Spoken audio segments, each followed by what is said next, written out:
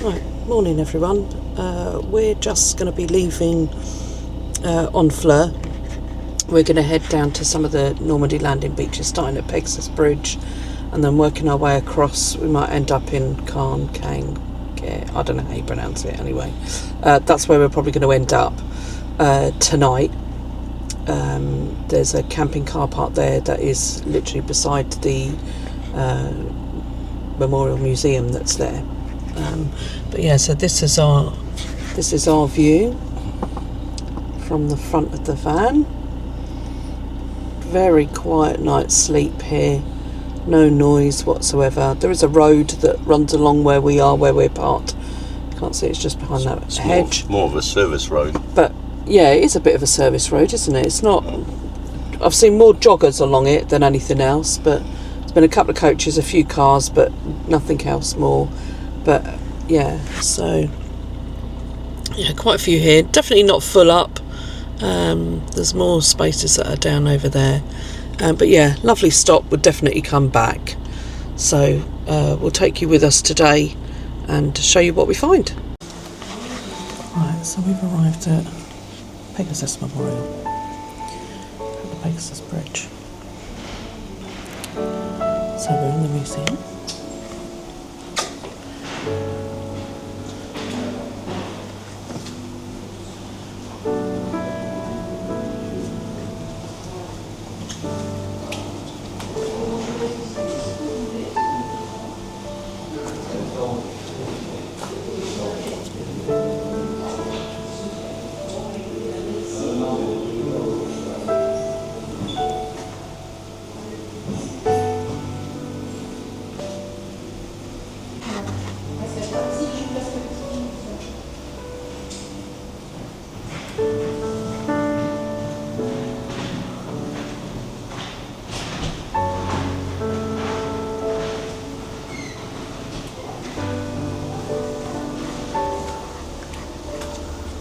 So it would be one of the parachutes, wouldn't it?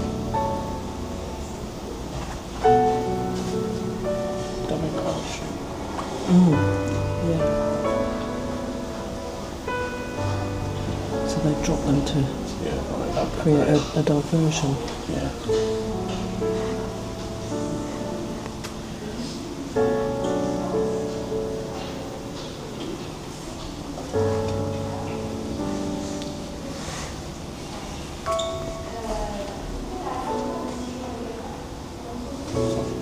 Uniform and his logbook.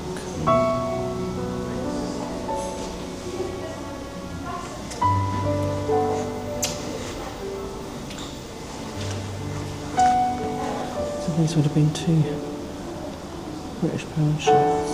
One, he's got the dummy, he's got the... This is not up-to-date uniform. That's a lot.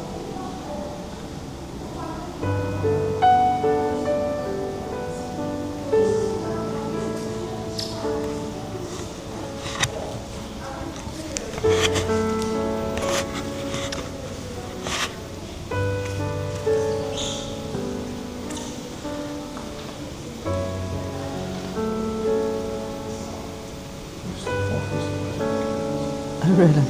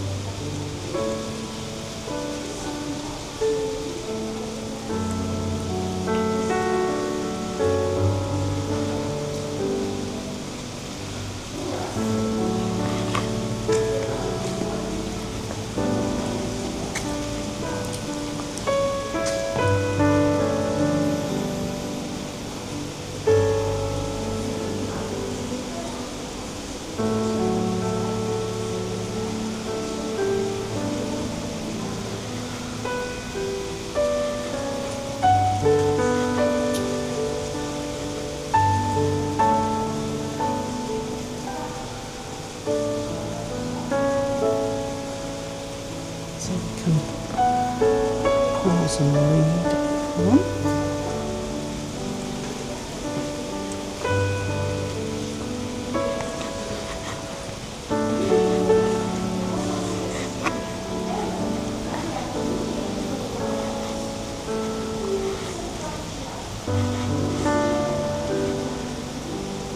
That's the Pegasus Bridge outside, which you can go out and have a look at.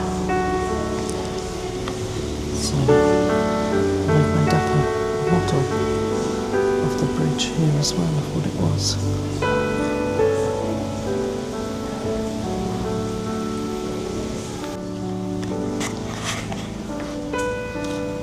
So this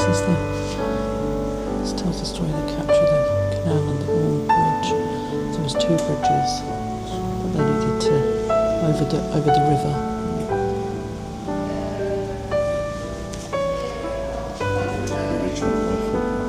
Yeah.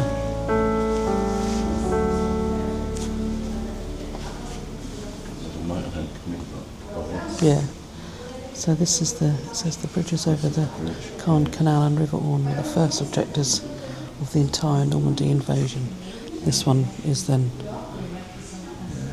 Pegasus Bridge. I'd imagine that one there is it?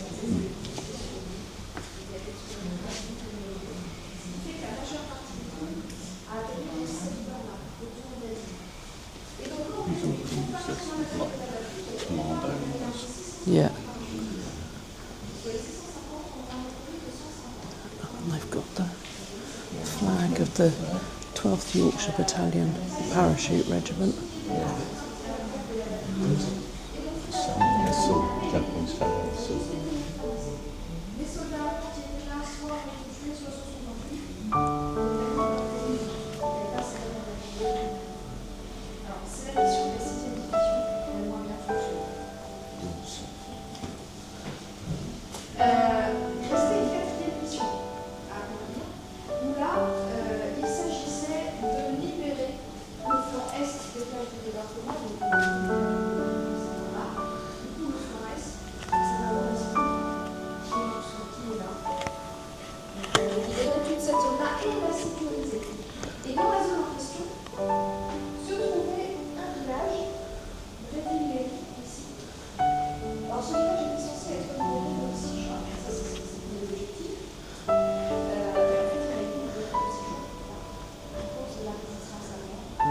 That's a matchstick model of the original cast iron swing bridge. Very cool.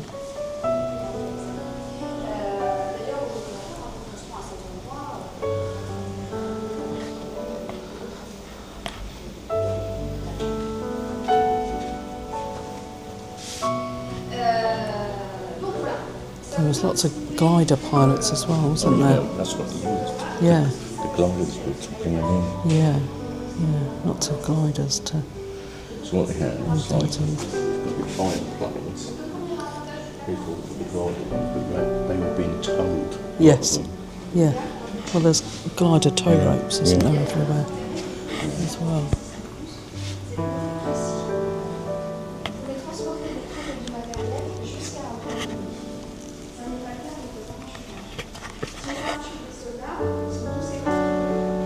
So it says on here that the parachutists did their basic training at Ringway Airfield in the north of England, and then the continuation training from a variety of locations.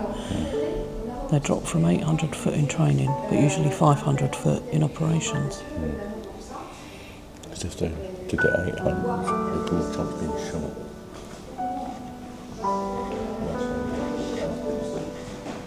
Yeah.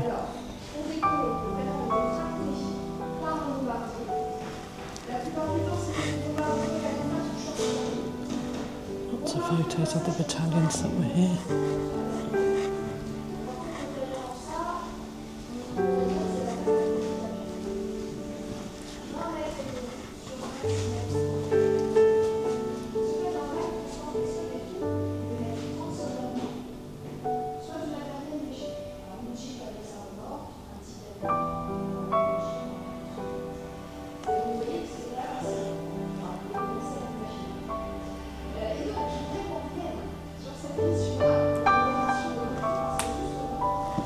So this is the Merville gun battery. That's what this model represents.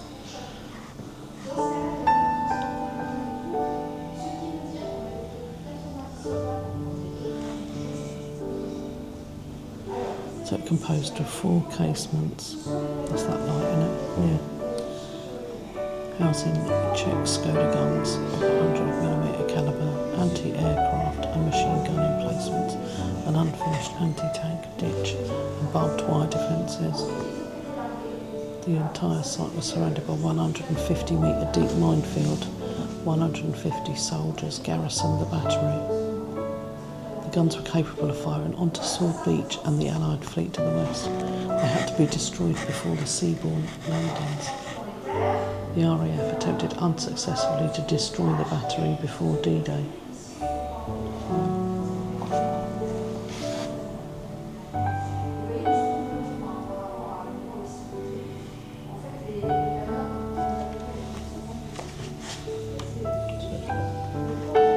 Minefields. Yeah. Shows you one of those. It lights up. You push buttons here on the side of it, and then it lights up. Yeah. Wow.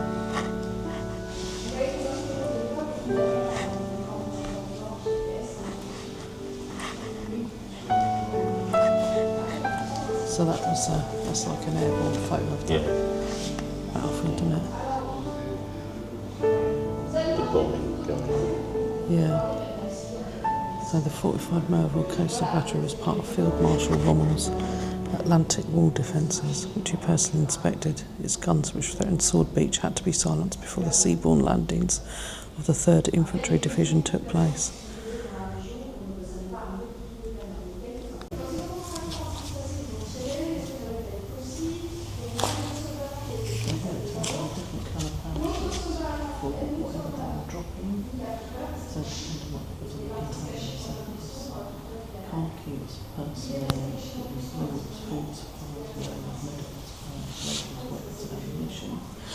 And white was miscellaneous equipment, personnel and unit. And here's the Dress parachute was made from a parachute. Yeah. This is how they resupplied people.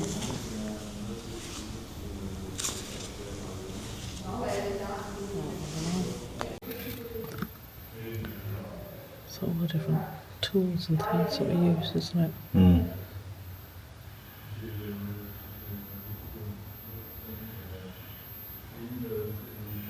Leather.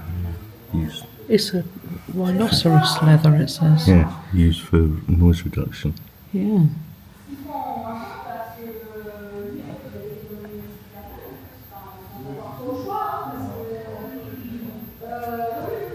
The ropes were carried by all soldiers, it says. The Airborne Division had many uses. That's carried by all of them. Yeah. When linked together through the loops, they formed a strong rope for towing and pulling vehicles.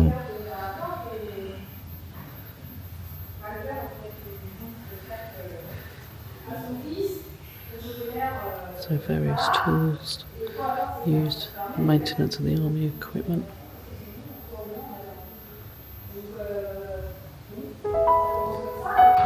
Right, so this is outside the museum, and they've that's a bench in memory. All ranks of the 1st Battalion of the Royal Ulster Rifles, who fell while serving in the 6th Airborne Division. And they've got various benches that are memorials here.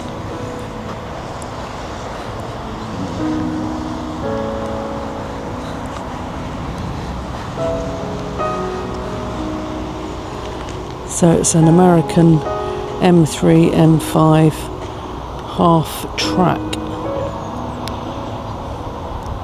So it was used for transportation of troops.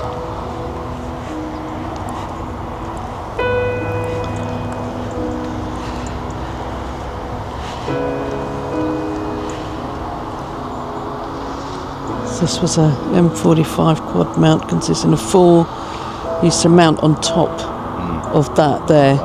That's it. It could be used for had machine guns on it. Yeah.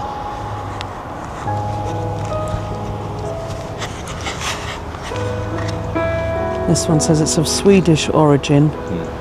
Equipped light anti-aircraft regiment, it says, of the Royal Artillery.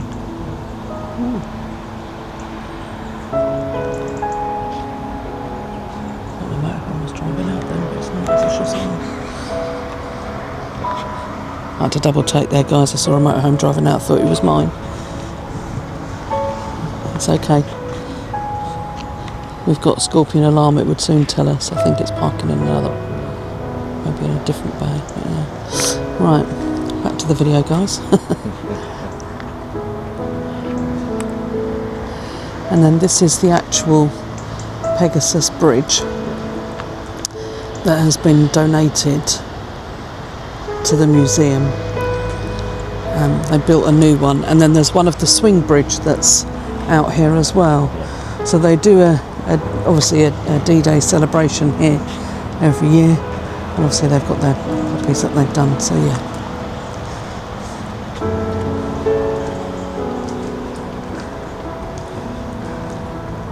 And a couple of wreaths on the bridge itself. Obviously only been Memorial Sunday a couple of days ago.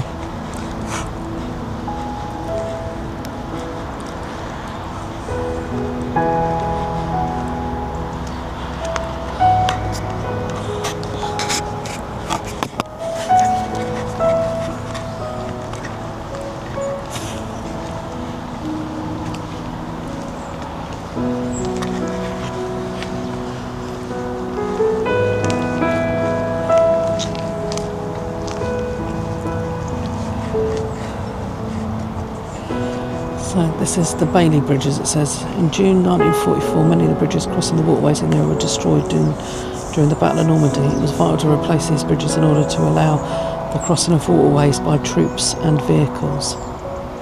Allied engineers used Bailey bridges made of steel elements, each one weighing less than 250 kilos, enabling the bridges to be built quickly and easily by manpower with no mechanical assistance. And this is one here.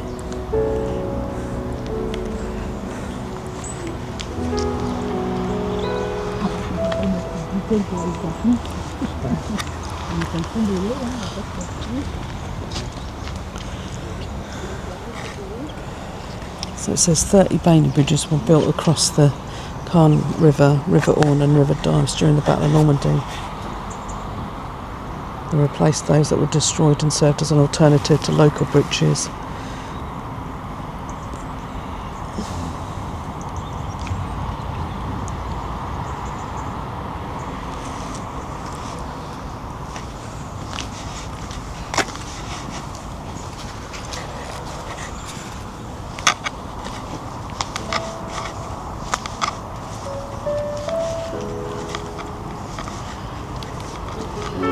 And this is a team of Fenland sappers, apparently, that restored the Bailey Bridge in April 2024. Well done, guys.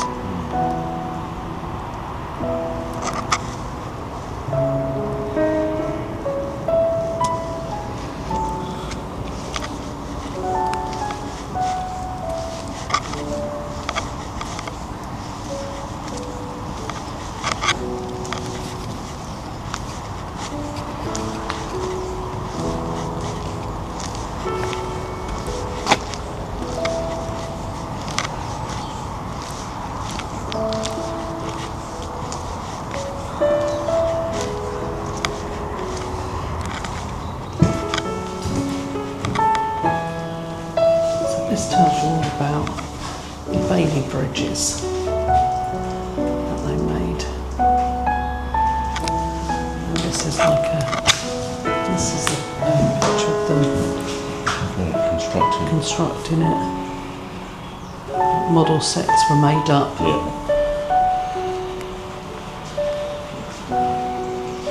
And they're named after a guy called Donald Bailey.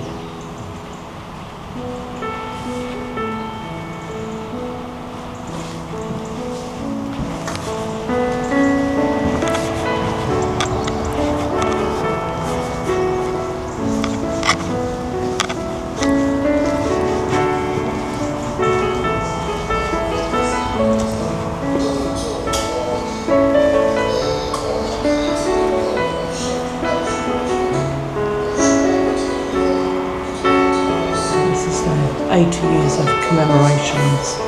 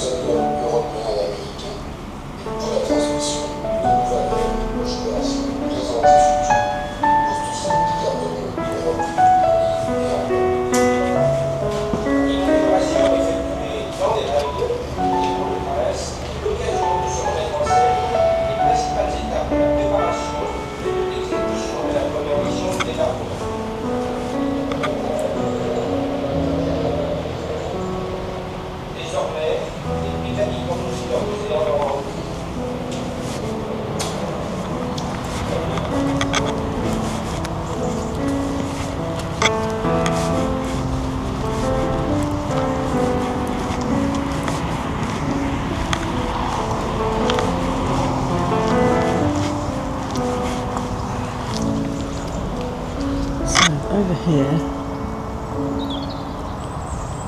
is a Horsa glider, it says. During the Normandy landings, 218 Horsa gliders landed with the 6th British Airborne Division.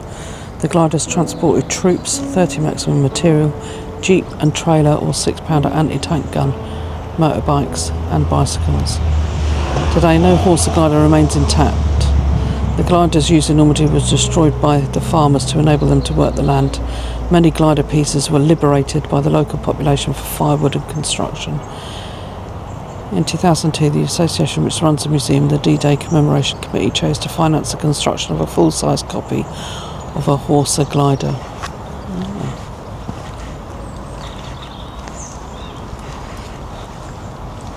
And there is one there. So this is a 17-pounder anti-tank gun. It was the most effective anti-tank weapon in the Allied arsenals. Armour-piercing shell could penetrate the 12 centimetres of armour of a German Tiger tank at 1,000 metres.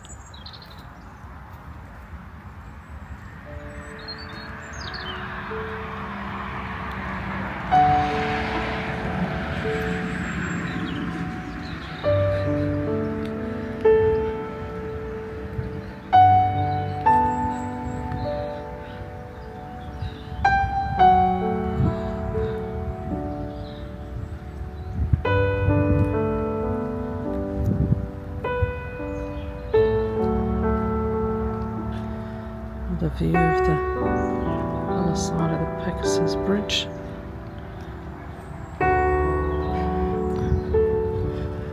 And then this is a 25-pounder field gun.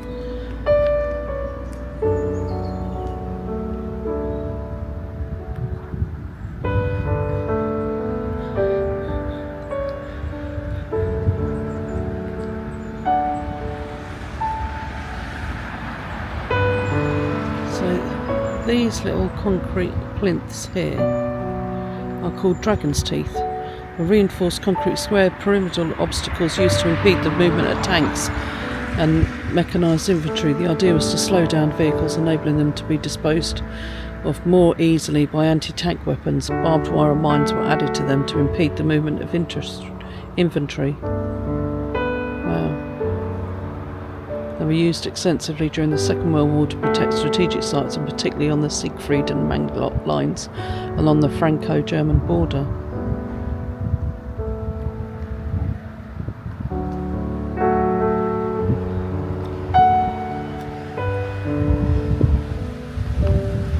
So this is in memory of Lieutenant H.D. Brotheridge, Oxfordshire and Buckinghamshire Light Infantry. He was the first British soldier to die in action on D-Day, leading his platoon across the bridge.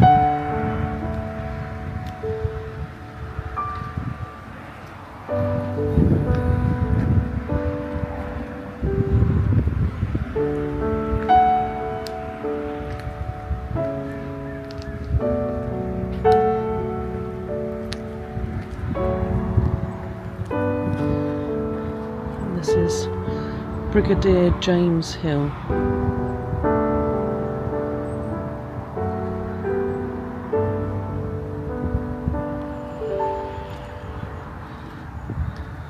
was a founder of the parachute regiment. He was one of the most experienced Allied airborne commanders. So commissioned into the Royal Fusiliers in 1931, served in France in 1940 and was one of the last British soldiers to be evacuated from Dunkirk.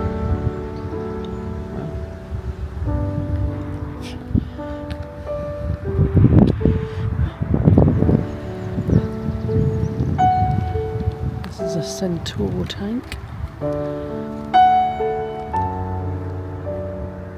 derivative of the British Cromwell tank.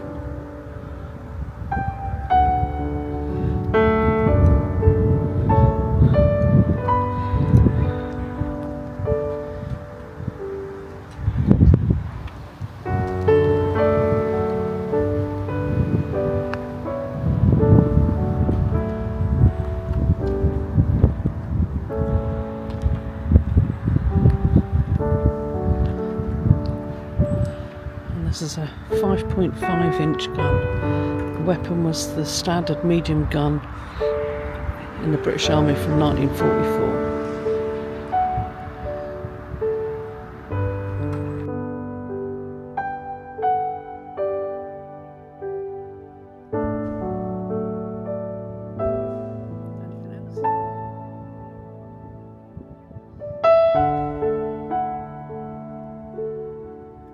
So we're at Juno Beach Centre.